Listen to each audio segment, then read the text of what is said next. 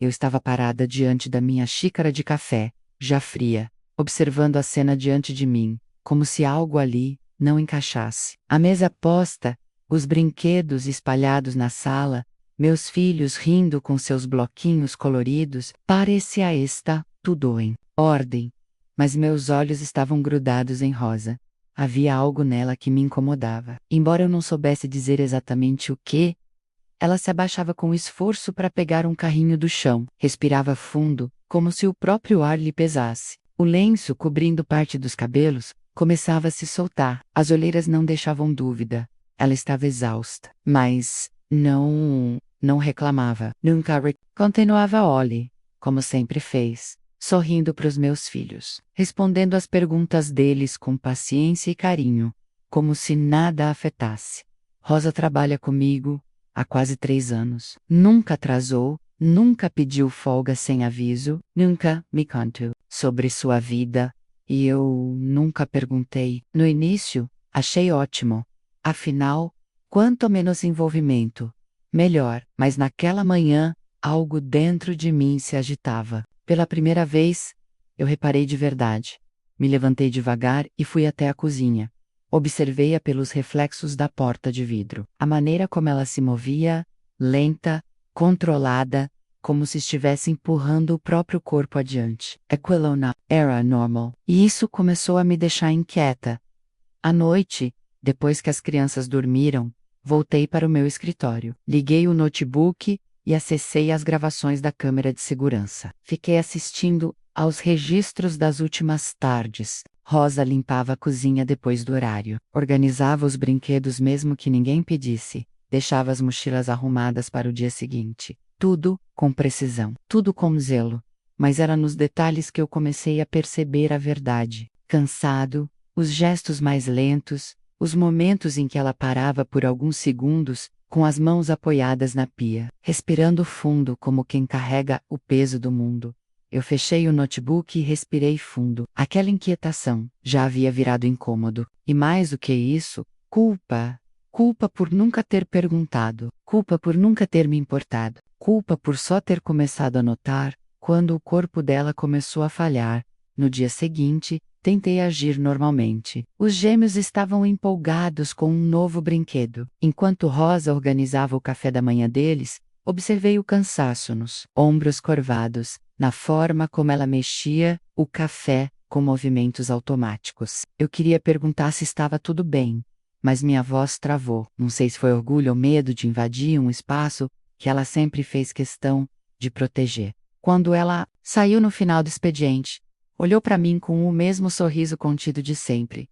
Boa noite, Dona Verônica. Até amanhã, se Deus quiser. Assenti com um leve aceno, sem devolver o sorriso. Eu já havia decidido o que faria. Esperei 5 minutos, troquei de roupa, peguei o carro e saí pela garagem lateral, sem avisar ninguém. Mantive uma distância segura enquanto ela andava pelas ruas do bairro. Rosa não pegou o ônibus como de costume. Em vez disso, seguiu por uma rua lateral e entrou no mercadinho. Vi ela sair com uma sacola nas mãos, onde cabiam arroz, um pacote de pão e 2 garrafas de água.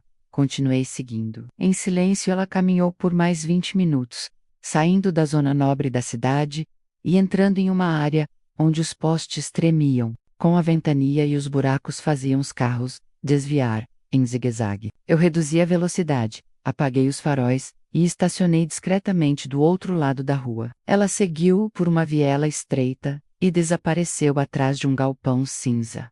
Esperei alguns minutos. Meu coração batia acelerado. Queria voltar, mas minhas mãos não obedeciam. Peguei a bolsa, desci do carro e caminhei devagar. Passei por um cachorro remexendo sacolas e por uma criança correndo descalça no beco. Senti o chão úmido sob meus pés e o cheiro forte de comida barata no ar. Me escondi atrás de um poste, observando. Rosa saiu do galpão com uma bandeja de metal nas mãos. Havia algo coberto com um pano de prato. Olhou para os lados e entrou numa pequena construção improvisada. As paredes de tábua estavam cobertas por uma lona azul. Havia roupas penduradas em um varal improvisado e uma cadeira de rodas encostada na parede. Fiquei ali, parada, até que uma voz fraca veio de dentro: tosse, tosse. Ouvi primeiro. Depois, a voz dela, tão serena e doce como sempre: calma, amor. Consegui comida hoje. Vai ficar tudo bem, tá? Aquela frase me atravessou feito uma lâmina.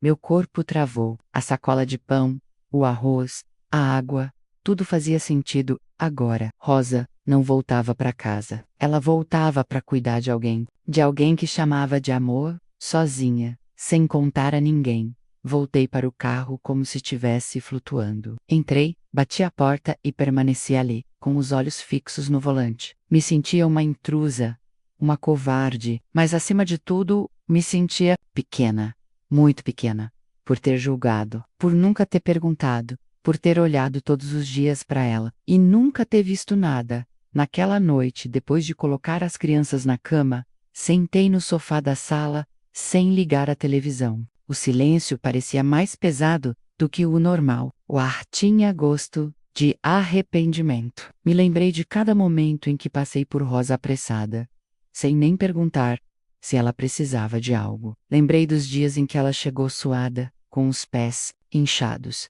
e mesmo assim se ajoelhou para brincar com Lara e Samuel como se nada no mundo fosse mais importante. Na minha cabeça, ela era apenas uma funcionária, mas ali, no fundo do coração, eu já começava a entender, havia muito mais por trás daquele lenço no cabelo e daqueles olhos cansados. E por mais que eu quisesse voltar ao que era antes, eu já não podia mais desver o que vi. Rosenau era só minha babá. Ela era alguém que carregava uma história, uma dor e um amor que eu não compreendia, mas eu ia descobrir. Eu não dormi naquela noite. Fiquei virando de um lado para o outro na cama, enquanto o relógio digital, no criado mudo, mudava de minuto em minuto, como se zombasse da minha inquietação. Cada vez que fechava os olhos, eu ouvia a voz dela.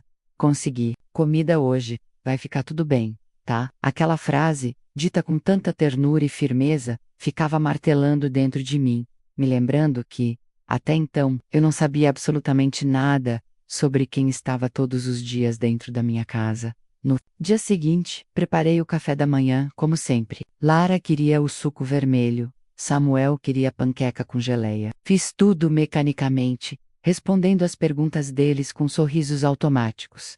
Mas minha cabeça estava em outro lugar. No momento em que ouvi o portão eletrônico se abrindo, meu corpo ficou tenso, a campainha tocou, era Rosa, com o mesmo sorriso cansado, o mesmo lenço cobrindo os cabelos, e uma sacola pendurada no braço.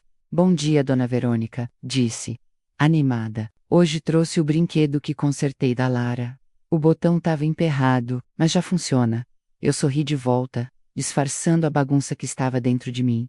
Obrigada, Rosa. Pode entrar. Eles estão esperando você durante o dia inteiro. Eu a observei. Cada gesto, cada pausa, a maneira como se agachava com certa dificuldade para alcançar os brinquedos. Como evitava se sentar por muito tempo, talvez com medo de não conseguir levantar depois. Ela se dedicava a tudo com tanto cuidado, tanta presença, que eu me sentia ainda mais hipócrita por tê-la seguido em segredo. E ainda assim, eu precisava saber mais. Precisava entender. Às 18 horas em ponto, ela se despediu das crianças e saiu.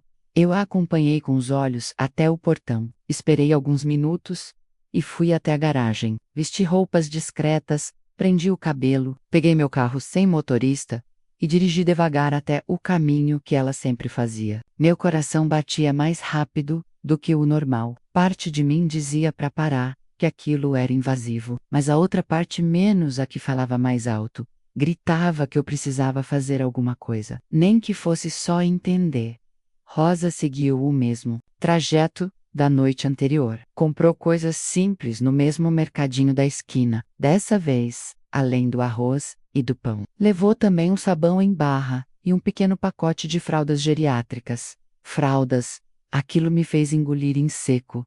Ela caminhou por ruas cada vez mais estreitas e mal iluminadas. As janelas das casas eram cobertas com panos, e o cheiro do esgoto se misturava ao das frituras das lanchonetes improvisadas. Era um mundo que eu conhecia de vista, mas nunca de verdade. Um mundo que a gente aprende a evitar sem nem perceber. Cada passo que ela dava, mais clara ficava a distância entre as nossas vidas. Eu, de salto alto e reuniões marcadas com executivos de terno, ela, de sapato surrado e alma carregada.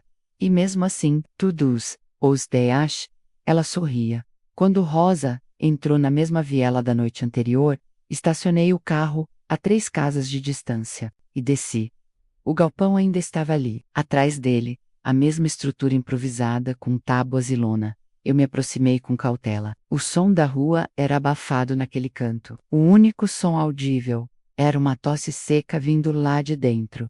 E então, ouvi. A voz dela de novo conseguia as fraldas. Amor, e comprei pão fresquinho? Tá quentinho ainda, sente só. Ela falava como quem embala um filho.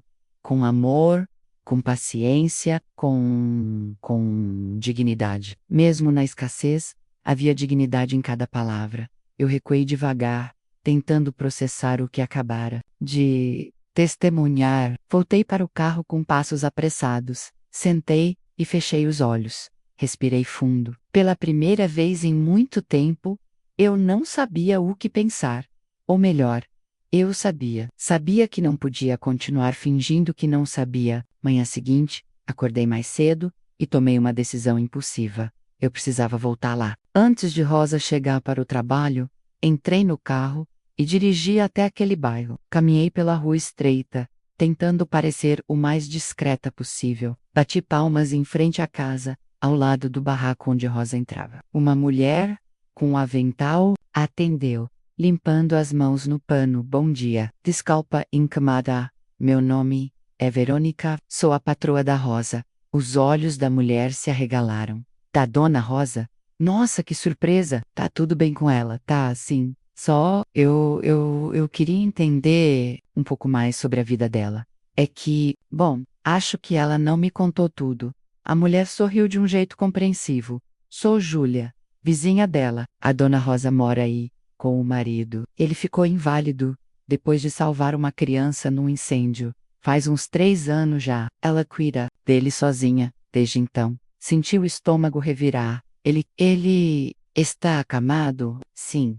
Usa cadeira de rodas, mas passa boa parte do tempo deitado. Precisa de ajuda para tudo, e ela faz tudo com um cuidado que dá gosto de ver. Nunca vi Rosa reclamar de nada. Nunca pediu nada. Só trabalha e volta para cá e ela não tem ninguém? Nenhuma ajuda? Não aceita ajuda. Já tentei dar cesta básica, oferecer dinheiro, até roupa. Ela agradece com educação, mas recusa. Diz que o trabalho dela já dá conta, que o importante é não perder a cabeça nem a fé. Fiquei em silêncio, tentando digerir cada palavra. Meu peito apertava como se algo estivesse sendo esmagado lá dentro. Júlia olhou para mim e acrescentou: Eu sei que ela trabalha na sua casa com criança, né? Ela fala com tanto carinho, sempre diz que os meninos são educados, que você é justa, mas nunca menciona dificuldade nenhuma. Orgulhosa, a Rosa, mas daquelas que a gente admira, sabe? Eu balancei a cabeça, engolindo as lágrimas que começaram a se formar. Ela nunca falou nada, nunca deu um sinal, porque não quer pesar a ninguém. Ela diz que amar é servir em silêncio, que a maior prova de amor é cuidar de quem não pode te oferecer nada em troca. Voltei para o carro como quem volta de um mergulho profundo. Tudo estava em silêncio ao meu redor, mas dentro de mim, um turbilhão girava. Eu me sentia tão pequena, tão envergonhada. Aquela morra, a quem eu confiava meus filhos todos os dias, vivia um drama digno de livro. E ainda assim, nunca abaixou a cabeça, nunca reclamou, nunca pediu nada. De volta à mansão, olhei para a cozinha impecável, os brinquedos organizados, os retratos das crianças sorrindo, e pensei: o que eu fiz com a minha empatia todo esse tempo? Naquela noite, não segui Rosa. Não precisei. Já tinha visto o suficiente para saber que o maior segredo dela não era um fardo, era uma prova de amor. E eu, Verônica Prado, estava decidida a não ignorar isso nunca mais. Eu passei o dia inteiro fingindo normalidade, como se não tivesse seguido minha babá por ruas estreitas, como se não tivesse espiado por trás de um poste uma mulher cansada, alimentando um homem doente, numa casa que mal se sustentava em pé. Mas dentro de mim, nada estava igual. Rosa continuava com seu mesmo jeito delicado, seus sorrisos contidos, a atenção quase maternal com meus filhos. Mas agora cada gesto dela tinha outro peso, uma outra camada, que eu não havia enxergado antes. E isso me doía. Durante o almoço, reparei que ela se sentava com mais cuidado. Talvez por dores nas costas, talvez por pura exaustão. Me perguntei como ela conseguia fazer aquilo dia após dia, sem parar, sem que ninguém notasse. Eu sempre achei que fosse uma patroa atenta, justa, mas descobri que justiça, sem empatia, vira apenas uma formalidade elegante. Eu havia sido cega. Não por maldade, por comodidade. Lara correu para a broca lá depois da refeição. Rosa se agachou devagar, acolheu o abraço com um beijo demorado no cabelo da minha filha. Samuel veio logo em seguida e se jogou nos braços dela também. E ali estava a cena que talvez me definisse como mãe. Meus filhos, buscando conforto na mulher que eu mal conhecia, até 2 dias atrás. Foi nesse momento que percebi que não bastava observar de longe. Eu precisava agir, precisava saber mais, mas não com os olhos de quem espiona menos, e sim com os olhos de quem quer cuidar também. Depois que ela saiu, me sentei no sofá com uma taça de vinho, mas o gosto me incomodou. Tudo em mim estava fora do lugar. Decidi pegar o carro e voltar até a casa simples onde ela morava. Bati novamente na porta da vizinha, Júlia. Ela abriu com o mesmo avental, dessa vez com cheiro de cebola no ar. Dona Verônica. Tudo bem? Ela disse. Surpresa. Sim, desculpa incomodar de novo. Eu não sei direito por quê, mas precisava voltar aqui. Júlia sorriu, compreensiva. Tem coisa que mexe na gente, né? Quando a senhora foi embora aquele dia, fiquei pensando, às vezes a gente vive lado a lado de batalhas que nunca percebe. A Rosa, ela é dessas que luta calada. Eu assenti, sentindo um nó na garganta. Ela falou alguma vez do marido, do acidente? Júlia apoiou o ombro no batente da porta e cruzou os braços. Falou pouco. Só disse que ele era tudo para ela, que se conheciam desde novos, que ele era segurança numa escola pública. Naquele incêndio, dizem que ele entrou sem pensar para salvar uma menina que tinha ficado presa. Conseguiu tirar a criança, mas o teto desabou antes que ele pudesse sair. Quebrou a coluna. Desde então, não anda, não sente as pernas. E ela... bem, ela decidiu cuidar dele, sozinha. Fiquei em silêncio por alguns segundos, tentando imaginar o peso daquilo. O tipo de amor que eu nunca vivi. Um amor que renuncia tudo. Um amor que serve. E a família, ela tem parentes? Tinha.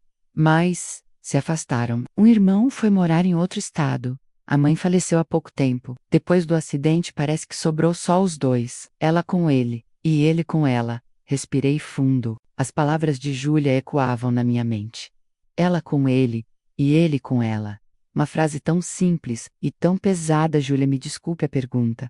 Mas como ela faz para sustentar tudo sozinha? Dona Verônica, ela vive no limite. Calm. O salário que ganha aí na sua casa compra os remédios, paga um cuidador que vai 2 vezes por semana para ajudar com o banho. Às vezes deixa de comer para ele ter suplemento. Às vezes dorme no chão porque não tem colchão bom o suficiente para os dois. E ainda assim, ela agradece todos os dias por ter emprego, por ter saúde para seguir. Eu fechei os olhos, contendo as lágrimas que queriam cair. Eu me senti pequena, fraca, ridícula com minhas queixas sobre reuniões longas ou cancelamentos de última hora no salão de beleza. Enquanto isso, uma mulher que todos os dias atravessa a cidade, sorri para meus filhos e limpa o chão da minha cozinha, lutava sozinha com uma força que eu jamais conheci. Voltei para casa, em silêncio. Não liguei o som do carro, não atendi o celular, não falei com ninguém. Cheguei, tirei os sapatos e fui direto para o quarto das crianças. Estavam dormindo, os cabelos bagunçados nos travesseiros, as mãos pequenas fechadas como se guardassem um segredo. Fiquei ali por alguns minutos observando, até Lara murmurar sonolenta. Cadê a Rosa, mamãe? Minha garganta apertou. Fui para o meu quarto e sentei na beira da cama. Pensei em tudo o que havia descoberto, e pela primeira vez, senti algo que não costumava me permitir. vergonha. No dia seguinte, quando Rosa chegou, eu a recebi com um sorriso diferente, mais humano, mais grato. Quis perguntar como ela estava. Quis dizer que sabia, mas fiquei calada. Não era hora. Ainda não. Ela colocou a bolsa no gancho, tirou um brinquedo da sacola e mostrou para Samuel, que pulou de alegria. Depois, foi até a cozinha, pegou um pano e começou a limpar o balcão, como sempre fazia. Os mesmos gestos, a mesma calma, a mesma mulher que, agora eu sabia, carregava nas costas muito mais do que eu podia imaginar, Rosa. Chamei, tentando disfarçar o tremor na voz. Ela virou-se, sorridente. Sim, dona Verônica, qualquer coisa que você precisar.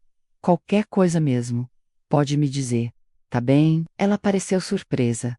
Hesitou um segundo e respondeu: Obrigada, mas tá tudo certo. A senhora já faz muito me deixando trabalhar aqui. Eu gosto daqui. E dos pequenos. Os pequenos são minha alegria. Eu queria dizer mais. Queria abrir meu coração. Mas, porque aprendi, ali, naquele instante, que às vezes o maior respeito que podemos oferecer a alguém é permitir que ela mantenha sua dignidade. Naquele dia, quando ela saiu, eu a observei ir embora, com outro olhar, e dentro de mim, uma certeza começou a nascer. Eu não podia mais me manter à margem da vida de uma mulher que, sem saber, estava ensinando mais aos meus filhos do que qualquer escola, cara, jamais ensinaria. A Rosa, que chegava cansada todos os dias, era na verdade a mulher mais forte que já passou por esta casa. E eu estava só começando a enxergar. Nos dias que se seguiram, tudo parecia igual, mas dentro de mim, nada mais era o mesmo. Eu acordava cedo, preparava o café das crianças, organizava minha agenda de reuniões, mantinha o batom discreto e o salto alinhado com a bolsa. Mas por dentro, havia uma urgência me apertando o peito, uma necessidade quase física de fazer algo, qualquer coisa. Eu não conseguia mais ver Rosa da mesma forma. Não conseguia assistir à sua rotina sem sentir que estava falhando como ser humano. O problema era como ajudá-la, sem feri-la. Eu sabia que Rosa era orgulhosa, não no sentido ruim menos, mas no sentido de quem carrega a dignidade como armadura. Ela não aceitava esmolas. Não gostava de ser olhada com pena. Então, qualquer gesto meu teria que ser silencioso, cuidadoso e verdadeiro. Comecei pelas pequenas coisas, liguei discretamente para um médico amigo meu, especialista em neurologia. Perguntei, sem dar nomes, se havia alguma possibilidade de tratamento para um homem que havia perdido os movimentos das pernas após um acidente. Ele me falou sobre uma clínica de reabilitação experimental que acompanhava casos assim. Consegui marcar uma avaliação para dali a 2 semanas. Enquanto isso, enviei uma cesta básica ao endereço de Rosa, mas coloquei como remetente serviço comunitário da Zona Oeste. Foi a única forma que encontrei para ela aceitar. Na mesma semana, paguei, sem ela saber, uma conta de luz que estava atrasada, menos. Descobri através da Júlia, a vizinha. Fiz tudo, discretamente, como se minha ajuda fosse o vento, invisível, mas presente. Mas mesmo assim, dentro de mim, algo ainda pesava. Era como se todas as tentativas de reparar minha omissão fossem remendos em um tecido que já estava rasgado. Havia muito tempo.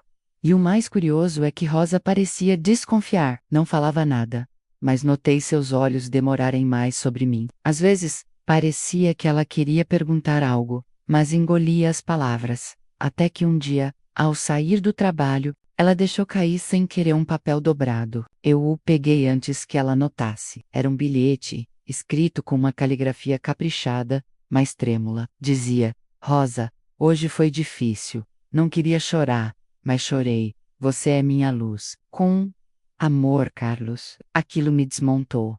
Naquela noite, sentei na beira da cama, com o bilhete ainda nas mãos. O rosto de Rosa vinha à minha mente com clareza. A forma como ela ajeitava o cabelo das crianças, como colocava curativos invisíveis em dores que não eram suas, como enxugava lágrimas sem jamais mostrar as dela. E agora eu sabia que mesmo depois de dias exaustivos, ela ainda recebia palavras, como essas palavras que doíam, mas que também a sustentavam. No dia seguinte, Tomei coragem. Rosa menos chamei. Enquanto ela dobrava as roupas dos gêmeos, ela se virou, me olhando com suavidade. Sim, dona Verônica, eu sei que você é uma mulher reservada. E eu sempre respeitei isso. Mas queria te dizer que se algum dia você precisar de algo, qualquer coisa, eu estou aqui, não como patroa, como mulher, como alguém que te admira profundamente. Ela pareceu surpresa. Os olhos dela brilharam por um instante, mas o sorriso permaneceu contido. A senhora é muito gentil, mas eu tenho tudo o que preciso. Deus tem cuidado de mim. Eu forcei um sorriso, mesmo assim. Eu queria que soubesse. Não precisa carregar tudo sozinha. Ela respirou fundo, olhou para os brinquedos sobre a cama, depois para mim. Eu agradeço, de coração, mas a gente aprende a viver com o que tem. E quando a gente tem amor, o resto se ajeita. Aquelas palavras ecoaram dentro de mim pelo resto do dia. Na semana seguinte, comecei a colocar em prática algo maior. Conversei com a direção do condomínio e propus criar um fundo de apoio humanitário para funcionários com necessidades específicas. Não mencionei nomes, fiz como um projeto social, coloquei minha empresa como doador inicial. Foi aprovado, sem questionamentos. O objetivo era um só: garantir que Rosa menos e outros como ela menos pudessem ter alguma segurança, sem precisar pedir. Mas apesar de tudo, eu sabia que ainda faltava algo. Uma conversa, um pedido de perdão. E esse momento chegou sem aviso. Era uma tarde chuvosa. As crianças brincavam com blocos no chão da sala. Eu saí do escritório mais cedo e a encontrei lavando as vasilhas na pia. A mesma cena de sempre.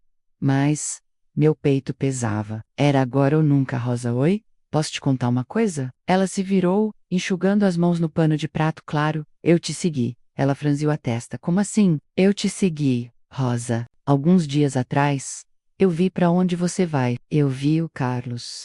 Eu vi tudo. E desde então, meu mundo virou de cabeça para baixo.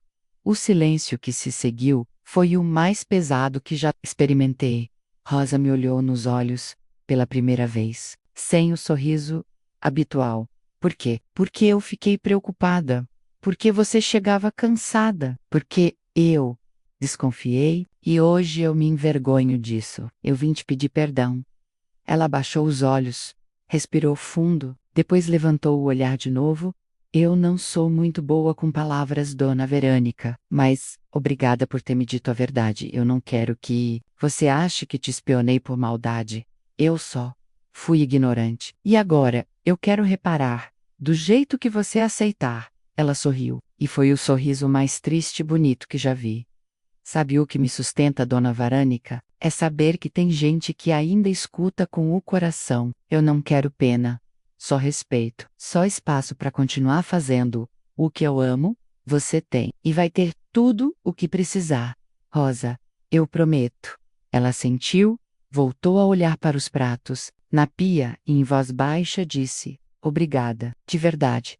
Naquela noite, eu dormi em paz pela primeira vez em dias, porque eu entendi que a ajuda verdadeira não vem do alto para o baixo, vem do coração. E às vezes, tudo que alguém precisa é ser visto com verdade. Meses se passaram desde aquela tarde em que Rosa me abraçou pela primeira vez. A vida ganhou um novo ritmo menos corrido, mais real. Eu ainda era uma empresária, claro. Ainda tinha reuniões, compromissos, decisões difíceis, mas alguma coisa dentro de mim havia mudado para sempre. Era como se meu olhar tivesse passado por uma faxina.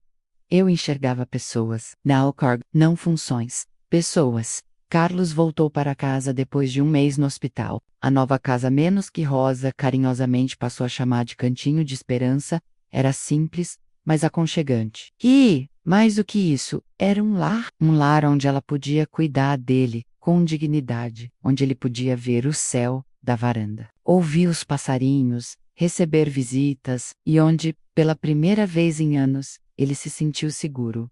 Acompanhamos de perto cada progresso. Com a fisioterapia intensiva, Carlos recuperou parte dos movimentos das mãos. Já conseguia segurar um copo, virar as páginas de um livro, escrever bilhetes menos como o primeiro que ele mandou para mim.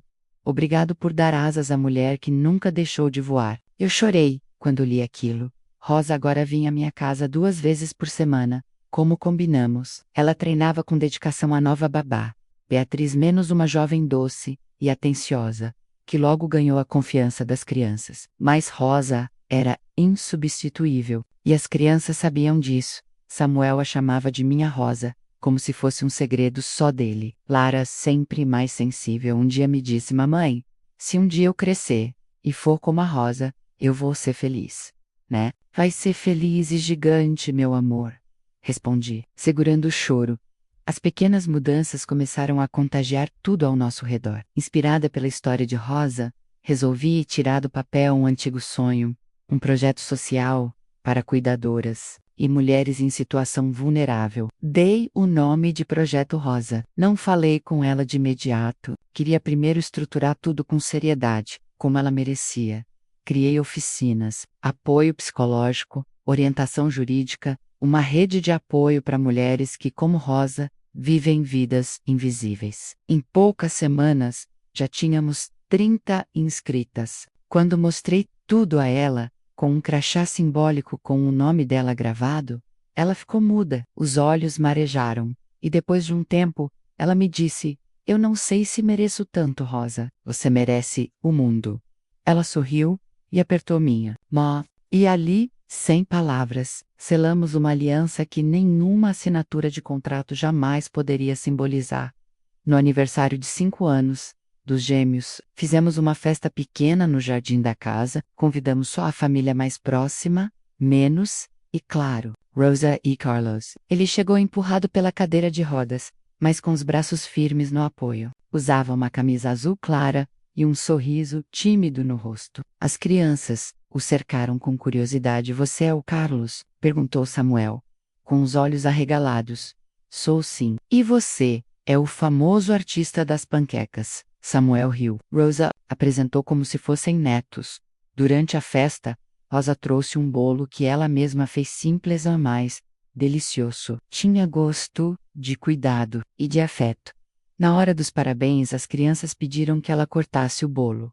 Foi espontâneo. E eu impedi, porque sabia que no coração deles, Rosa era parte da família. Talvez a parte mais firme de todas.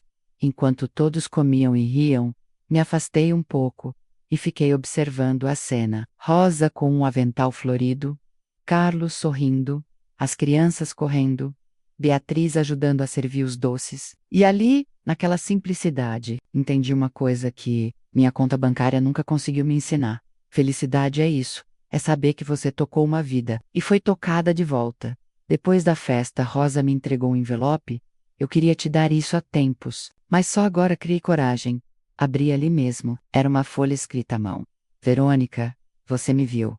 De verdade. E isso mudou minha vida. Não pelo que você me deu, mas pelo que me devolveu. O direito de ser inteira. Eu sempre pensei que meu silêncio me protegia, mas foi o seu gesto, menos aquele de pedir perdão, que me mostrou que o mundo ainda pode ser bom. Obrigada por ter me seguido, obrigada por ter ficado. Eu abracei Rosa com força, como uma amiga, como alguém que tinha aprendido com ela a ser melhor. Hoje, quando olho para trás, percebo que a história não era sobre eu descobrir um segredo, era sobre eu me descobrir no reflexo daquela mulher que nunca quis aplausos, apenas respeito. A Rosa que chegou cansada todos os dias. Era, na verdade, a semente de esperança que minha casa precisava, e eu, que achava que estava ensinando valores aos meus filhos, percebi que foi ela quem ensinou tudo, sem levantar a voz, sem pedir nada, apenas sendo o que era simples, imensa, inesquecível.